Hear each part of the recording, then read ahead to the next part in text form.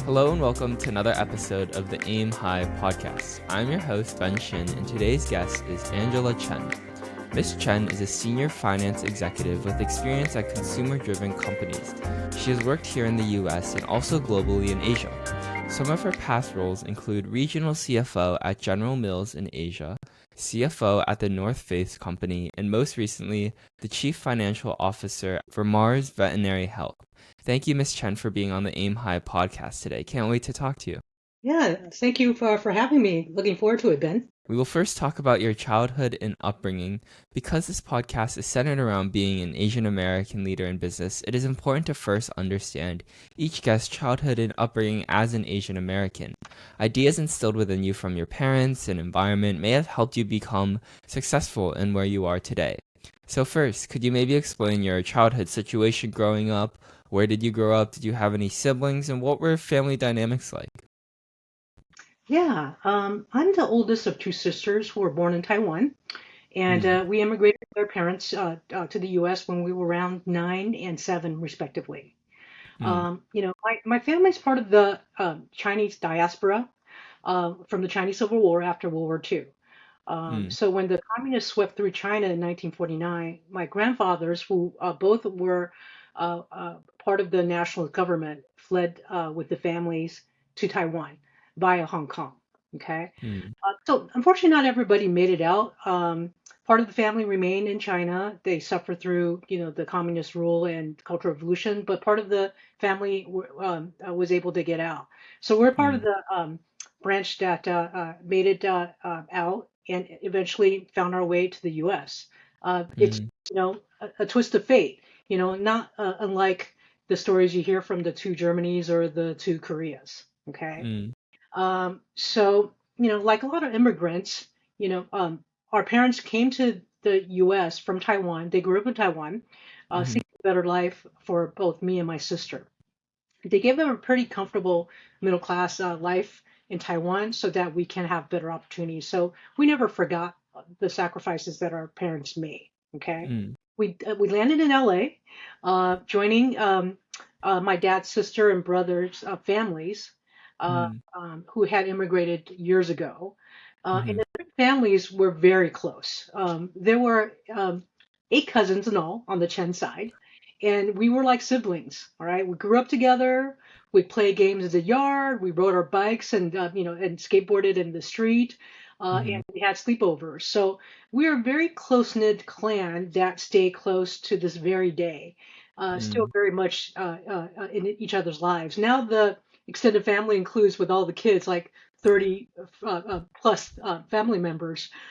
So it's a large, a close family. Also really close to my mother's side, who landed in Northern California. So, mm, like I said, I grew up with lots of family. Now, uh, because our parents are immigrants, they work really long, hard hours away from home. So we also were latchkey kids in the 80s. Okay. mm, And so what that meant was we were home alone a lot. mm, We had, we did our homework unsupervised. We made our own snacks. And I actually spent hours reading. Uh, mm, so I was a voracious reader who, read anything I could get my hands on. So my childhood, if I were to summarize, was filled with lots of family, lots of unstructured and alone time, and lots of books. And mm, as we grew up in LA, which was very diverse, and we had that large, family support system, so while we did face some racism, whether or not it's overt or not, you know, we grew up reasonably comfortable straddling both cultures. So that would be mm. how I describe my childhood. A pretty happy childhood, pretty scrappy childhood. Yeah. Yeah. And how did your parents' experiences and yours as well, or just like immigrating to the US at such a young age, like how did your parents' experience more influence your perspective on work and success? Yeah. So like a lot of immigrants, my parents had to navigate a new world. Mm, They immigrated in their 30s and 40s, so it's midlife. So it's pretty tough, I think, to pick up and go to a foreign country where, their college degrees and their professional backgrounds from Taiwan weren't valued. They didn't mm, speak, any English. So mm, I still vividly remember that when we first immigrated to LA to the U.S., my dad worked as a fry cook, and my mom Mm. worked in a garment factory. And my dad came home from work with blisters on his arm, and my mom was bullied at the factory. Okay, so that's a pretty tough immigrant I think background, but not uncommon, Mm-hmm. where you knew what you needed to do to, to survive, right? Mm. That summer, when we landed in LA, LA summers are really hot. Okay, my sister and I spent countless hours with our mom, after she got home from the factory, going through Mm-hmm. index cards where she was teaching us English vocabulary words. Okay, Mm. I still remember the heat and the repetition very vividly. Either we didn't have air conditioning, or most likely we probably didn't turn it on because it was expensive. All right. Mm. We knew, so, when I think back, my mom must have been really hot and exhausted, but she was determined to educate her kids and prepare them for school. So, Mm-hmm. reflecting on my parents' you know, experience and my upbringing, I would say that honors hard work, the Mm-hmm. importance of education as a pathway to success, and devotion to family were indelible. Mm. Okay? And because of the hardships that they endured and the sacrifices that they made, I grew up wanting to make my parents proud and to help Mm. out the family. So thankfully, my parents eventually found clerical jobs and worked in an Mm-hmm. office. And we lived fairly modestly but comfortably, surrounded by a close-knit clan, of cousins, aunts, uncles. Um, so that was my experience, their experience, and how it shaped me. Yeah. Yeah, and did you feel like they put like a lot of pressure on you or very high expectations, or maybe that kind of like wanting to do well and prove your like make your family proud was all from like you and you wanted to do that? Yeah, it's all within. Mm. So, never felt any pressure to conform to expectations. Mm. To my parents' credit, the only thing they expected, I think it's just part of Asian culture, was just the importance of education. Um, Mm-hmm. so, my parents didn't know how things work in the U.S., so they never dictated, what we did, and they, to Mm. their credit, never demanded that, we become doctors or lawyers or engineers. So I have to give them, a lot of credit for the freedom to make your own way in life. Okay. Mm. Uh, I like to joke that we were like free range chickens. We were free to roam and explore. And Yeah. I truly do believe that, what made me successful later in life was that my parents were largely, they're not helicopter parents or slow plow parents. All right. Mm. We learn to be self-reliant. We learn to face adversity and ambiguity, and we learn to figure things out by ourselves. So Mm. the drive is primarily internal, I would say, Mm. not external Yeah. from parents or family or society. Yeah. Yeah, And that independence also comes from you, like you said, you were like home a lot, like by yourself too, and you had to like do things on your own. You can't like rely on your parents all the time. that's right. That's right. So, being an immigrant and that immigrant experience really does shape one's character growing up. Mm. Yeah. Mm. Yeah. And was there a moment in your childhood where you were like, I would actually want to do that when I grow up? Was there some like moment, or even if you didn't realize it at the time, but looking back, is there something that was like, oh, I might want to go into this in like the future? Looking back, I do remember a moment that foreshadowed my Mm. future career path. So I think I was about 16. Um, as the oldest who spoke both English and Chinese, right? Mm-hmm. I often served as a bridge to the outside world for my parents, dealing with outside parties, Mm. doing translations, and lots of first generation kids do that for their parents. So that's not a unusual story.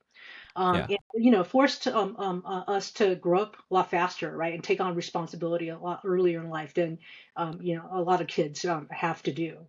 So I Mm-hmm. still remember that my dad, had worked as a billing clerk for Security Pacific Bank. It's a LA based bank that was later acquired by Bank of America.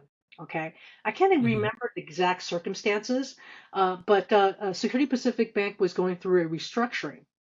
So he had been given a separation package, a choice of a separation package and leaving the company, or taking a Mm-hmm. job much further with a much longer commute. Okay, so I had to review that separation package and counsel my parents on what to do. Imagine doing that when you're 16. It was a consequential financial decision I had to help make.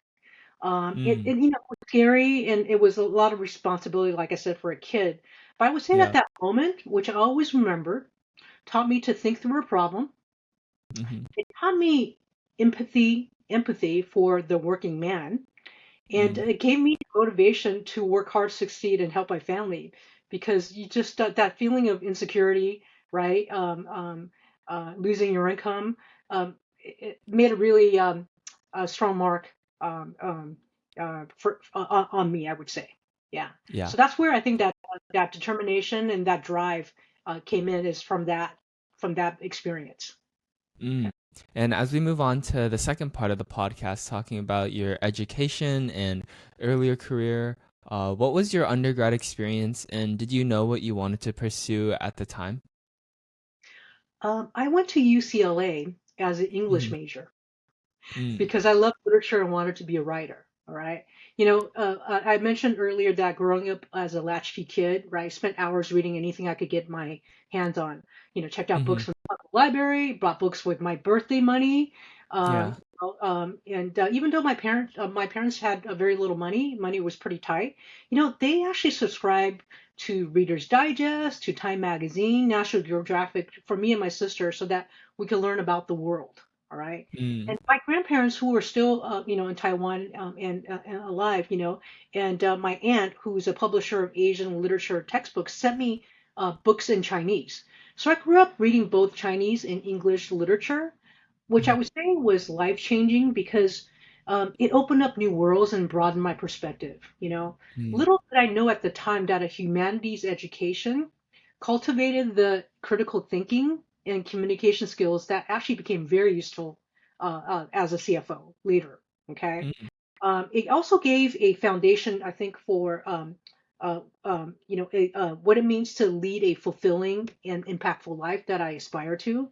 Because Mm. literature often, explore, ethical dilemmas and moral reasoning, and it gave me, in retrospect, the tools, for informed and responsible decision making. All right. So you might say, Angela, you went to college intending to be a writer. How did you become a, CFO? Yeah. And it's purely by accident. So I would say that it's a story of unplanned discovery, Mm.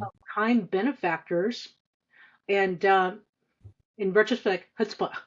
So let me Huh. let me explain what I mean. So like a lot of kids, I had to work in college, right, to earn living money.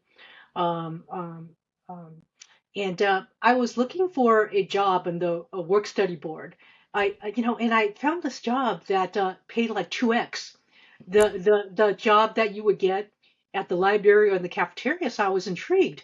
So I Mm-hmm. actually applied for it. It turned out to be a research assistantship at the Mm. business school. So I was an undergrad, right? So think Yeah. about this, of applying for a RA position at the business school, working for an econometrics professor to help him, do statistical research and work. Mm. And you So would I get paid to do that. That was just like a paid, job on like the list. paid 2x the typical undergrad job. All right. Mm. So I applied for the job, and this is what I meant by kind benefactors. This professor, for some reason, interviewed me. Mm-hmm. I remember sitting down and talking to him about the job. And this is what I told him. His name is Dr. Hansons, and he gave me my first big break in life. I would say is um, I said, Professor Hansons, I have none of the skills that you're looking for, but what I can promise you is I will learn. I will do whatever it takes to learn the job. Mm-hmm. So we had a very nice chat. Probably for an hour. He was very kind. I remember his kind eyes of all things like years later. Okay, he Yeah. walked me out. We shook hands, and then that's when he gave me his business card. Mm. And I realized then, to my shock, he I was talking to the chairman of the business school at the time. Mm. Mm. It's like, oh my God, I just made a giant fool of myself. I'm never going to hear from him again. And you know what? He hired me. He hired Wow. me. I ended up working for him for the next 4 years Wow. at UCLA. And I remember showing up to work the first day, and he shared an office with the dean of the business school. And she said, Angela, you must be really good. I said, what do you mean? She said, he hired you over PhD students in statistics. It's a story of a mentor who saw something in a kid and decided Hmm. to give that kid a chance. Yeah. So I repaid that trust and confidence by spending hours in the computer lab learning how to do statistical programming. Obviously, this was pre-internet days, so a huge part of my job was going into the library, getting the data that he needed to run his regression and econometric models. So I collected a lot of data manually, inputted the data into the statistical models, and helped him run, regression analysis to prove, various theories. Uh, Hmm. so that's how I accidentally came upon a quantitative career. Mm. And that's why I actually double majored in literature, English literature, and economics with an unofficial minor in statistics, because there was no Mm. statistics degree at UCLA. Yeah. So that's how I accidentally got a quantitative and qualitative education. And I would say that actually it uniquely trained me to be what I call a modern day CFO, which looks, is strategic and operational. Because I Hmm. understood, I was trained to think about the big picture. I was trained to look for patterns and tell a story, Mm. and support it with fact-based analysis. So that turned out to be a great, accidental, unplanned, discovery that I was alluding to earlier. And then what did that process look like after college, getting your first role as a financial analyst at Taco Bell Corporation? Yeah, so Taco Bell was part of PepsiCo at the time. So Yeah. PepsiCo had three divisions at the time. They had restaurants. They had so it's Taco Bell, Pizza Hut, KFC. Mm-hmm. They had beverages with obviously Pepsi Cola, and then they have snacks, which is Frito-Lay. So Mm. I got my first job out of college through on-campus recruiting. So Mm. UCLA had a great undergraduate career center, which provided the launching pads for the students. So what I was exploring different jobs. I interviewed with you know firms like investment banks like Merrill Lynch, CPG companies like Nestle, local Mm-hmm. firms like Taco Bell, because Taco Bell was based in Irvine. And Oh.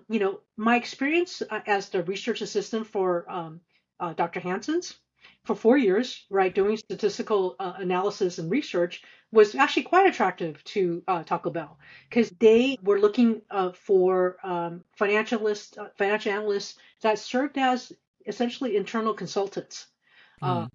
the fast food industry was going through a huge transformation in the 90s, and I think back at the time, this is what's happening, but you don't know what's happening at the time.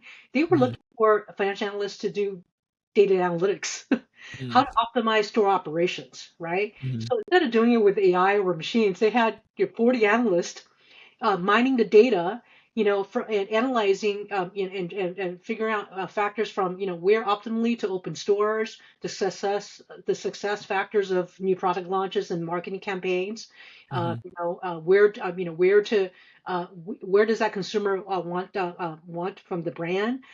It's all through analytics and all through partnership with the various departments, marketing, operations, operations, real estate, technology, to find value in the P&L and balance sheet. So that's how Mm. my background as an RA at undergrad led to my first financial analyst role in the corporate world. Got from Yeah. there. And then how did you transition to the role of finance manager for Pepsi in the Asia division from that first role? Yeah. Again, it's about serendipity in life. So Taco Bell, there was a finance director at Taco Bell who just came off an assignment in Pepsi Asia. Mm. So, he kind of took me under his wing, and I expressed my interest in working in Asia. And this is the mid '90s, all right? Mm-hmm. So he actually connected me with the head of HR at Pepsi Asia. So I was a financial analyst. So in those days, and probably in today's world, when you're that junior, there's no way you would get an expat assignment unless Yeah. you are able to convert on unique opportunities like that. So I would say that I was really lucky because the mid '90s, that was the rise of globalism, what I consider the golden age of globalism, right?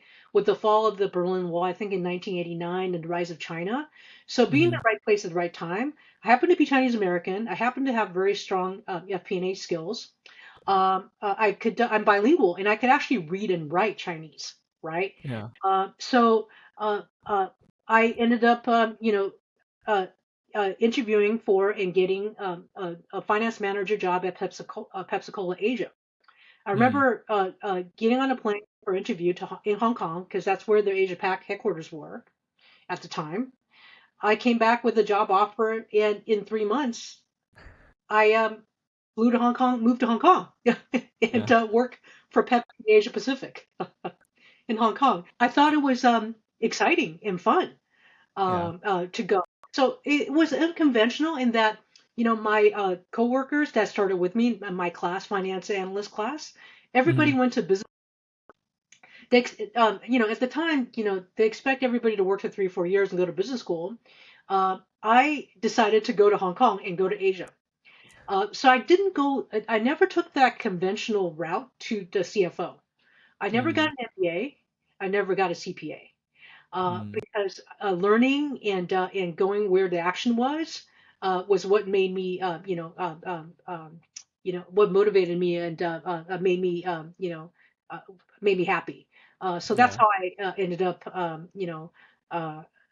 going to Asia, and which turned out to be a pretty seminal, experience for me career-wise and Yeah. life-wise, because Mm-hmm. young, um, in Asia, in Hong Kong in the '90s was Yeah. super fun. Everybody, all the multinationals were there, trying to convert that magical billion consumers in China.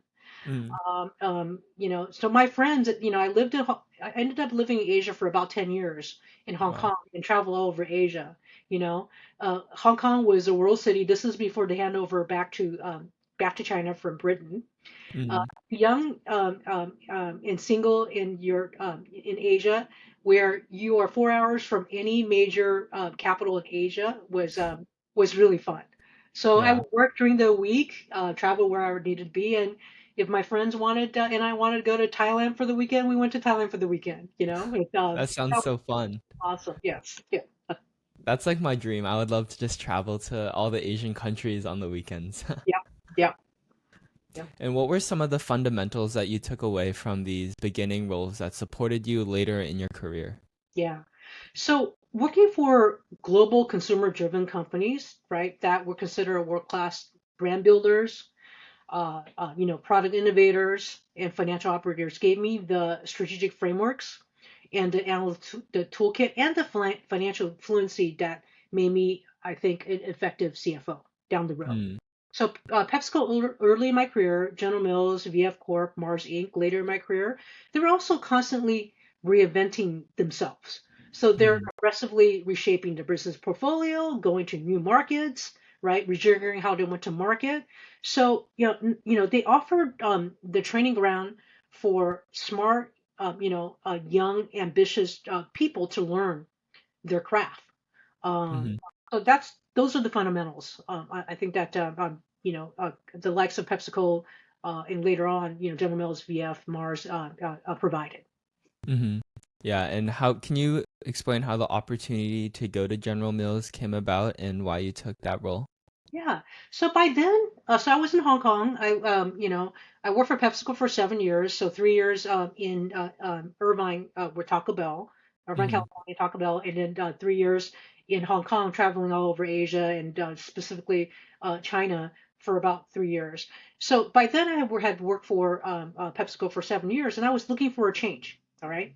Yeah. The opportunity at General Mills came about. A recruiter approached me, Mm. and I was attracted by the opportunity because General Mills was a little bit more entrepreneurial at the Mm. time in Asia. They started out a little bit later than PepsiCo, so it was, like I said, a more of a startup mode, which I was drawn to. Mm. Um, and it was a multi-category, multi-channel player, so I wanted to learn different things. So Mm. I had to, and more importantly, I had the opportunity to not only execute strategy, but to shape strategy. Mm. Because when you're in a more entrepreneurial business, right? However, young or junior you are, you get to do a lot more. You get more responsibility. Uh, Yeah. so that's why I went over, okay, Mm-hmm. to General Mills. Yeah. Yeah. And you held many different roles at General Mills. Can you maybe take us each through and how your role evolved over time and how your responsibilities changed and grew? Yeah. So I've always been in finance, but so I joined as a finance manager, got promoted to finance director, and then very quickly, given being in the right place at the right time and offering a unique skill set at the time, became the Mm. CFO of General Mills Asia Pacific. I Mm-hmm. would say that the role is always finance, but as you become more senior in the organization, you're not only executing strategy, but you're setting strategy. So it was a Mm. really exciting time to be in Asia at the time. General Mills was exploring how to bring all these American brands to market Mm-hmm. across a Asia Pac portfolio. Went as far north as Japan and Korea, as Mm. far south as New Zealand, Australia, and everything in between. A little country called China and a whole region called Southeast Asia. So Yeah. so was it really fun to, as I became more senior, um, Mm-hmm. co-partner with the president of Asia to figure out how to go to market. So I would say Mm. that shaping strategy versus just executing strategy was the increased responsibility as I got progressed in my career. Yeah. Uh, And you said like getting promoted to that CFO spot because of like your unique like what you brought was like unique. Could you maybe like explain more about that? yeah. So again, this is the 90s or the early 2000s. The professional class hasn't really arisen yet in Asia. There Mm. aren't a lot of people who are bilingual and bicultural. Mm. So I think that where I was, had a unique advantage was I was a Chinese American uh, Mm. who spoke Chinese Chinese. and read and write Chinese. So you have, a professional class in Hong Kong, Taiwan that were great managers, but the English skills may not be as good, right? And they didn't work Mm-hmm. for American corporations, so they don't understand American corporate culture, right? Mm. Coming from the States to Asia, with bilingual, abilities. Not to say that I was fluent in every way, but the fact that I spoke the language, I was willing to, learn local ways and respectful of local cultures. That was a distinct advantage, right? That Mm. multicultural background. But Yeah. I brought with me, the FP&A skill set, the critical thinking, the analytical rigor, Mm-hmm. the FP&A, bent versus accounting bent, because the finance Mm. professionals at the time were more accounting trained, accounting focused. So, what FP&A teaches you is how do you find and scale value in a business. So that's a unique skill set that I Mm-hmm. was able to bring. And last but not least, the ability to tell a story. That's going back to the humanities training, right? Mm. A huge part of the CFO's job is to pitch a value creation story, win the capital needed to grow and scale the business, right? Mm-hmm. So being able to uh, talk to corporate, understand what they needed and want, and, Mm-hmm. and and successfully pitch for millions of dollars of investment, that was something that I was uniquely able to do. Like I said, Mm-hmm. it's also being the right place at the right time. So when I was appointed the Asia Pac CFO General Mills, I was only 31. That's extremely young. And so a lot of times being in the right place at the right time and having someone who sees something in you. So Mm-hmm. that brings me to my second mentor was my boss at the time, had the confidence to appoint me the CFO when the job opened up instead of recruiting for somebody from outside. So again, Mm. the professor at UCLA who gave a kid a chance, another benefactor, right, in the corporate world, giving a young, right, I think, a manager a chance to step forward. That's how I got my first CFO gig, which was challenging because I was 31. I'm Chinese American and a woman. I have people work for me who are, Japanese and Korean men in their 50s. So that was quite an interesting journey. It taught me a lot on how to become an effective, executive, working across cultures and markets. Mm. Yeah.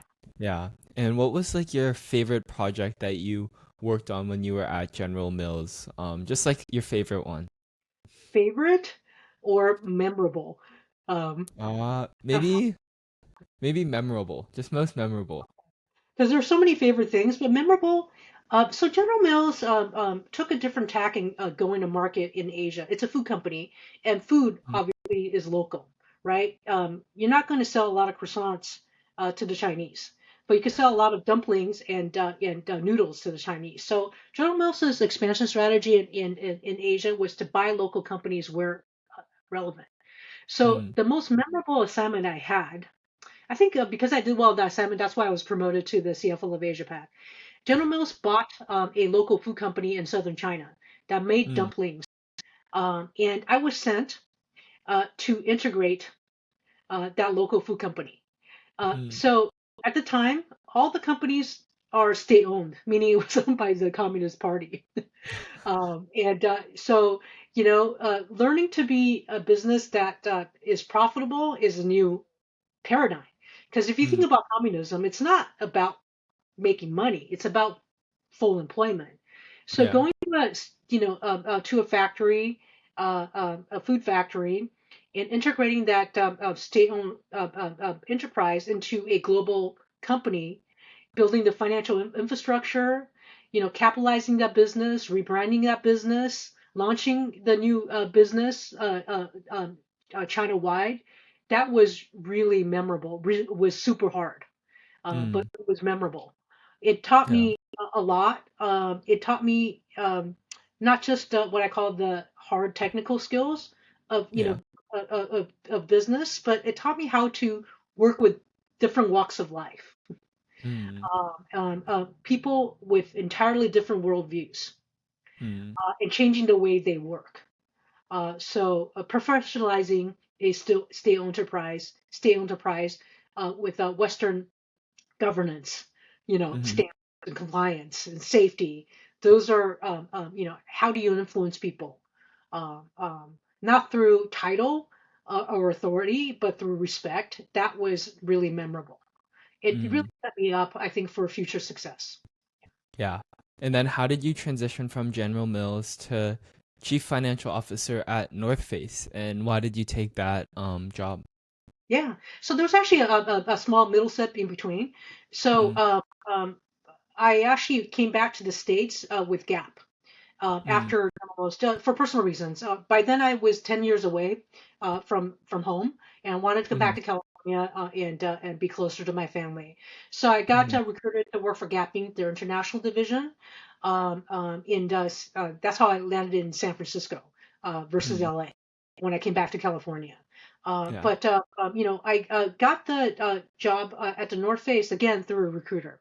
So by then, I had built a pretty good track record, right, working for iconic consumer companies, right, Yeah. PepsiCo, General. Great to have that on your resume, but more importantly, the experiences that I gained, right, real life experiences growing and scaling companies. So the Mhm. recruiter calling at the North Face because North Face was going through a transformation itself. It's owned by a corporation called VF Corp. They're a Mm. portfolio company that acquire iconic brands like North Face and Timberland and Mhm. Vans. Their strategy at the time was to acquire bankrupt brands Mhm. that still have a lot of brand cachet but badly managed, and Mm. professionalizing the organization and scaling iconic brands globally. So my experience in Asia was really attractive to the recruiter, and that's why I was recruited to work at the North Face at its Mm-hmm. inflection point. So it was bought by VF in the year 2000. It was Mm-hmm. bankrupt, and VF turned it around operationally. All right. So by the time I joined as a CFO in 2005, it was, very profitable. It was about 500 million, and they were saying, this brand has a lot of potential. So bring somebody from outside the outdoor industry to Mm-hmm. figure out how to scale brands was why I was brought in. So Mm-hmm. that's how I got the North Face role was through a recruiter who recognized my experience and the value that I might bring to the Mm-hmm. brand. Yeah. Yeah. And what did you do on like a day to day at North Face and like kind of like your responsibilities when you were there? So a CFO's day sometimes is pretty predictable, sometimes it's not. All right. Mm. So we obviously have a financial cycle. So the financial cycle, the deliverables are very standard. So every Mm-hmm. every period you have to close the books, right? Every Yeah. period you have to understand what drove the results, all the financial liberals you need to do. But what did I do the other 3 weeks out of the month, right? It's about being a partner with the C-suite, whether or not it's the president or the head of marketing, the head of operations, head of product. It's about Mm-hmm. defining the strategy to create value for the business and executing on that strategy. So my day to Mm-hmm. day depends on special projects. It could be about launching the new e-commerce business. Mm-hmm. So how do I, write the white paper to ask VF Corp for millions of dollars to have the North Face build and scale a e-commerce business to, you know, we think that North Face should be a omni-channel player. So not only e-commerce, but we should have, 100 stores around the Mm-hmm. world.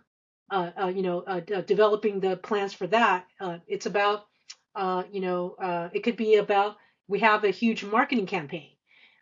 So it really is very business partnership focused and solving business problems, defining and solving business problems with business partners. And Mm-hmm. not at least last but not least, um, um, coaching and developing my finance team. Mm-hmm. So there's no standard day to day. I think the common theme is partnership, solving problems, right, and driving strategy from vision to execution. Mm.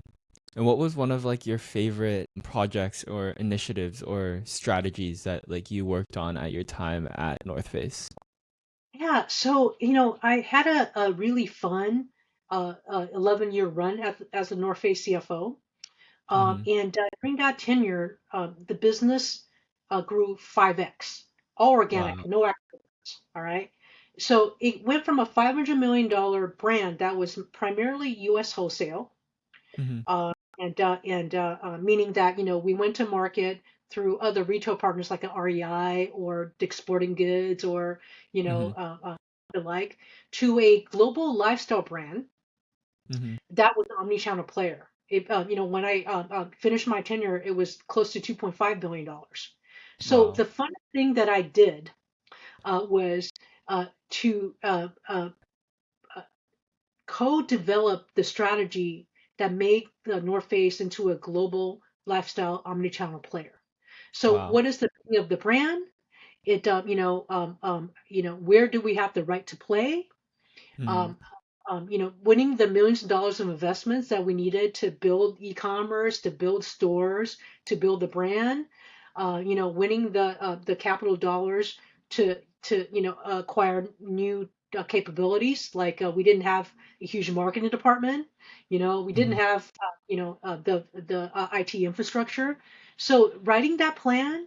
Through truly deep soul searching of what the brand means, Mm-hmm. putting together that business plan, translating that to concrete operating plans, that was super fun.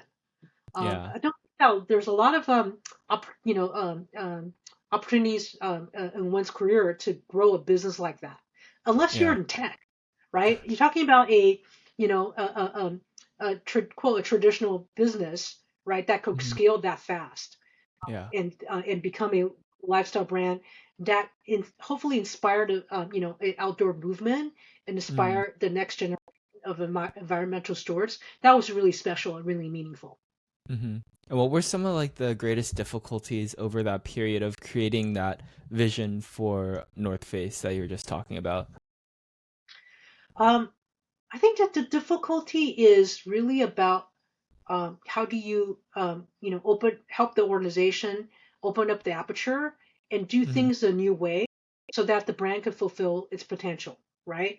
Mm. The difficulty, I would say difficult, I would say challenge is how do you constantly drive reinvention um, uh, of the business? How do you drive discipline execution Mm. so you turn dreams into reality. Everybody's got, I mean, every company, every, has a wonderful vision as where the business or the brand can be. Hmm. But how do you convert that into, reality is actually what's really hard. And in Mm. doing it the right way. So the North Face, what I really loved about the brand, not only that it was an outdoor brand and I love the outdoors, had, Hmm. very strong values. So how do you stay true to your purpose and your values and the mission? That is probably the most challenging thing. So how do you Hmm. grow purposefully? Is I think the most challenging thing Hmm. that business can encounter besides your normal, business challenges. So I Hmm. had to help the North Face navigate the Great Recession in 2008, right? The retail apocalypse in 2012 and 13, where a lot of retailers went out of business, right? Those are all things that were really difficult, but we got through it. But I said that, staying true to the brand values, that probably is the hardest thing. Yeah. Yeah. Yeah. And as we move on to the more current-ish career, like your most recent role as Chief Financial Officer at Mars Veterinary Health, how did this opportunity come about and what was different about it from your last CFO role at North Face? So again, I was approached by a recruiter. So common And theme in a lot of your yeah, job yeah, transitions. yeah. I think that once you have a track record of success working for these iconic, consumer businesses, right? And you have a record of, driving, sustainable, profitable growth. Hmm. You are known because that's their job. The Yeah. recruiter's job is to, have a database of talent that is appropriate to their clients' needs, right? So I was Yeah. approached by a recruiter for this role at Mars Inc. And I didn't know at the time, and a lot of people still don't. Mars Inc. People think about them as the chocolate company, right? M&M, Mm. Snickers, Milky Way, but they actually have a fairly diversified business, Mm. and they actually is one of the world's largest players in pet care. So Mars Inc. have three business segments. They have your chocolate or snacks business, right, which Hmm. most people know them for, Yeah. M&M, right, and Kind Bars and Wrigley. Yeah. They have a food business, think like Uncle Ben's or Original Ben's, and then they have pet Mm. care, think pet food, but pet care. So Mars Inc. is a $50 billion corporate giant. All right, Wow. majority of their business is actually pet care. And Mm. pet care is not just pet food, but they decided that they want to be in the veterinary business and become closer to the pet. So they were a strategic buyer of veterinary companies around the world. Mm. So I was approached by the recruiter to be the inaugural CFO of a new division called Mars Veterinary Health.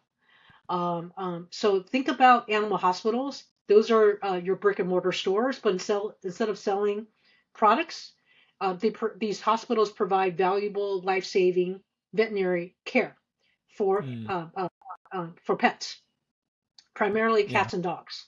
Right. Hmm. So it was a multi-billion-dollar business of many different businesses that they were looking to integrate into a global health network. So my experience at in PepsiCo, General Mills, in North Face, building global businesses and Yeah. scaling them very profitably was what I was brought in to help with. Yeah. So it was to be a transformational CFO and define, this. I like to joke, it's a multi-billion-dollar startup. Um, so literally a team of rivals that came together. How do you define the strategy, right? How do you come together as an integrated health network to provide the care that the pet needs um, um, uh, um, at its during its lifetime journey? That was what the business was all about. So that was I thought super interesting and challenging, and I leapt at the opportunity to join this new division. Yeah. Yeah. And you stopped working earlier this year, and I was wondering why and maybe what are your plans for the future? Yeah.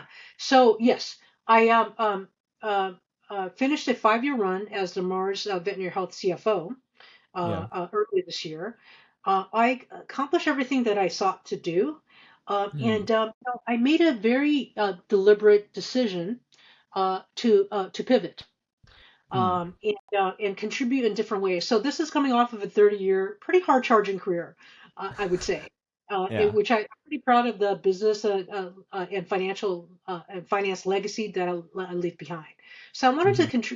pivot and contribute different ways. Perhaps it's a board work, perhaps it's advisory work. I don't know, but I Yeah. also wanted to have, lead a more purposeful life and have a better work-life balance and devote my Mm. time and energy to causes that I believe in, that I'm passionate about, and to people that I love. All right. Mm. So I rejoined a nonprofit board Mm. that had quit a few years ago because I didn't have time. It broke my heart. Yeah. It's an organization called Nature Bridge. They provide environmental outdoor education for kids in Mm. national parks like Yosemite, Golden Gate, and Olympic National Park. So that was a cause that I felt pretty passionate about. So I wanted Mm. to give back in my small way, in my sphere of influence. Yeah. So that's what I'm doing now. Is I'm just reevaluating how what my next chapter is. Yeah. There is a book by the New York Times columnist called David Brooks called The Second Mountain that really Mm. resonated with me. I actually read it last summer. It really led me to think really deeply about what I want to do next. The Mm. second mountain is this. The first mountain is that we all climb is school, career, and personal success, right? Yeah. If you are lucky enough, as I have been in my life, to scale to what I consider to be top of my first mountain, you start thinking Hmm. about what that next mountain is. And that Yeah. next mountain is centered around community. It's about Mm. leading a moral life. It's about making an impact to society. Again, it comes from a position of privilege because not Hmm. everybody's in a position to do so. But I Yeah. really wanted to think about what my second mountain is, and like I said, in my sphere of influence, can I make a positive impact to society Mm. and contribute in a different way? So that's what I'm embarking on right now is evaluating what my second mountain is. Mm. Cool. And would you want to maybe go get another CFO role? Or are you doing or like more like advisory board stuff in the Never, future and never say like never. Yeah, yeah. never say never. I feel like I was able to do really transformational things in my Yeah. career, whether or not as the General Mills Asia Pac CFO, or the North Face CFO, or the Mars Veterinary Health CFO. Um, if another really amazing opportunity came along, Yeah. um, uh, I would jump at the opportunity. But Yeah. but like I said, no, never say never. But I think I'm Hmm. at this stage. You also have to think about letting the next generation of leaders rise. So Mm. if I could help them, Yeah. in a advisory capacity, that might be where I could find my next passion. Yeah. The mentorship that I was given at critical points in my career, can I give back and pay it forward? I think that Mm. that's probably what floats my boat more than anything today. Yeah. What I'm passionate. Yeah. Yeah. And as we move on to the next part of the podcast, talking about challenges and overcoming obstacles, being an Asian American in leadership roles comes with its own sets of challenges. What were some of the obstacles you may have faced in your industry, particularly due to your background? I wouldn't say maybe oblivious. I wouldn't say that I encounter challenges as an Asian American. Mm. Uh, but uh, um, um, but I also had like I said, a very unique career path. I went to Yeah. Asia really early in my career. I was Yeah. part of the majority, Yeah. and I saw successful Asian executives, right? Yeah. I think that colored my perspective, and it gave me the confidence. I was Mm. never the um, because of the 10 years that I spent in Asia. And in coming back to the States, I would say that the challenges I may have faced is more gender versus Mm. race. To be a female executive in the corporate world is still, relatively, rare, right? Yeah. And, and I'm not, and I wouldn't say that I ever encountered overt sexism. It's Mm. the microaggressions, and some of it is also, perhaps, culturally based, because I think Asians are are taught to be, respectful of Mm. hierarchy and to have humility. So we never toot our own horn, right? Well, Yeah. so I would say that it's more cultural than anything overt that I experience, from a racial or gender standpoint. But Yeah. speaking of, being an Asian American leader, if I could maybe turn the question a little bit, Mm-hmm. because of the successes that I, were able to achieve through hard luck as well as hard work as well as luck in life, right? I Yeah. feel like I have a responsibility to be the mentor for the next generation of talent. All right, and Mm. one really the thing that brought that home to me was that when I became the CFO of the North Face in 2005, I was introduced by the VP of HR to the organization by walking around Mm. the office as well as the factory. Um, and I remember walking to the warranty department. So this is the department where you would fix all the North Face products. If the Mm. zipper could be broken, if the fabric was torn, whatever, these warranty workers would fix the Yeah. jacket. I walked Yeah. into that warranty department. It was filled with Asian ladies. Mm. All of them were Asian, doing garment work. And I remember Yeah. when I walked in, they all stood up and clapped, and I was shocked.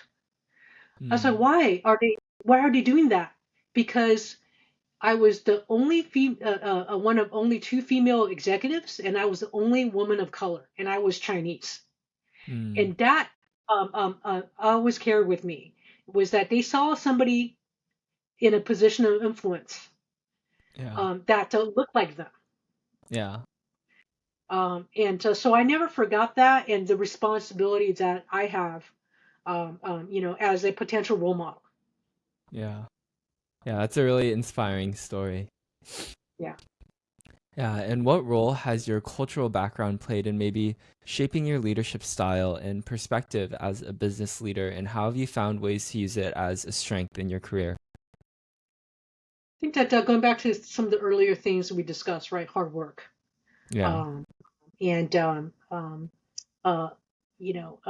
grit, the Mm. immigrant background, right? Grit. Yeah. I think more than talent or intellect, I think is a key determinant of success in life. Mm. You could be the smartest person in the world, but if you don't apply yourself, you're not going to get anywhere. I think with Yeah. grit, with a little bit of talent, a little bit of smarts, and with the right opportunity and the right mentors and the right bricks in life, you could get to where Mm. you want to get to. Mm. So I would say that hard work, grit, were the two cultural legacies that I was privileged to have. All right, as we move on to the fifth and final part of the podcast, talking about advice and inspiration, my first question is, what are traits or characteristics that you think make someone a great CFO? A great CFO, or Hmm. can I just broaden the horizon a little bit to just a great executive, Yeah, yeah, a of leader? course. Yeah, Yeah. yeah. I would say that vision, Hmm. integrity, grace under fire, and Mm. discipline execution. Those are the four attributes that I see in great leaders, not just in Mm. great CFOs that I work for and study under, but great executives, whether or not it's the CEO or is that uh, a great leader doesn't just have the technical skills, but needs to be, somebody that people want to follow. Mm. And but you need to be inspiring. Yeah. Like I said, those are the three or four traits that I see in my experience from a great leader. Yeah. And mentorship can play a huge role in one's success, as you mentioned multiple times with one at the professor at UCLA. And what were some of the best pieces of advice these mentors gave you that you now give to other people along their journey? Yeah, I wouldn't say that they gave me specific advice. It's really learning through Mm. their example, right? By the way, Mm. mentorship for me has been very organic. It's not like you call up somebody and said, "Can you be my mentor?" It doesn't work that way, right? Yeah. Mentors happen very organically. Mm. If you're lucky, you run into people that you can learn from. So I would say that what I learned from my mentors was you know, it's important. It's just as important, if not more important, how you do things versus what you do. So Mm. be kind, be purposeful, right? Do the right thing. You always win in the long term, in my personal experience. Mm. And pay it forward. Mm. Um, I would say. Uh, so that is really lessons in life, right? Mm. Because at the end of the day, why do you want to work for an organization? It's certainly for the business, but a lot of times you work for an organization because of the leaders and the culture. Mm. So, like I said, doing the right thing, having the right values, that's increasingly more and more important and the point of differentiation for companies Mm. that are, I think, that are winners in their space. Mm. Um, I mean, there are always exceptions to that rule, Mm. uh, or at least for the businesses and brands that I had the privilege of working for. Those are the winning, I think, elements. Yeah. Mm. Yeah, and how do you stay motivated, especially when things aren't going your way or you're facing high pressure moments in the workplace? Yeah, and we will all go through, moments of challenge, right? I would say Mm-hmm. that for me, it's three things. One is purpose. The businesses I work for, especially the second half of my career, were very purpose-led, mission-driven. I deeply believe in the outdoors, uh, Mm. the conservation and sustainability through the North Face. Mars Veterinary Health is about making the world better for pets and providing life-saving healthcare. So that Mm-hmm. purpose and that mission really kept me going, even in hard times, because I always remember that I was fighting for something greater than profit, right? Mm. Hopefully making the world slightly better. So that purpose Mm. always sustained me. All right, Yeah. so that's number one. Two is a sense of responsibility. As a CFO in particular, right, the money person, there is a responsibility that I had to keep the business not only solvent but thriving, because it's not Mm. only about making money, but it's about investing back into the associates, investing back in the business, investing back in the purpose. So that sense of responsibility is super important to me and keeps me motivated, right? Mm-hmm. And then the last thing is tomorrow is another day. I might not win today, but I'm not here to win the battle. I'm here to win the war. So remember Mm-hmm. that there's always tomorrow, and I have an opportunity to shape the future. That's what Mm-hmm. keeps me going. So purpose, responsibility, and tomorrow's another day. Those are the three things that I think help me stay motivated. Yeah, well, thank you so much for your time today. I love talking to you about your CFO roles at North Face, at General Mills. It was really inspiring and I learned so much. So thank you so much.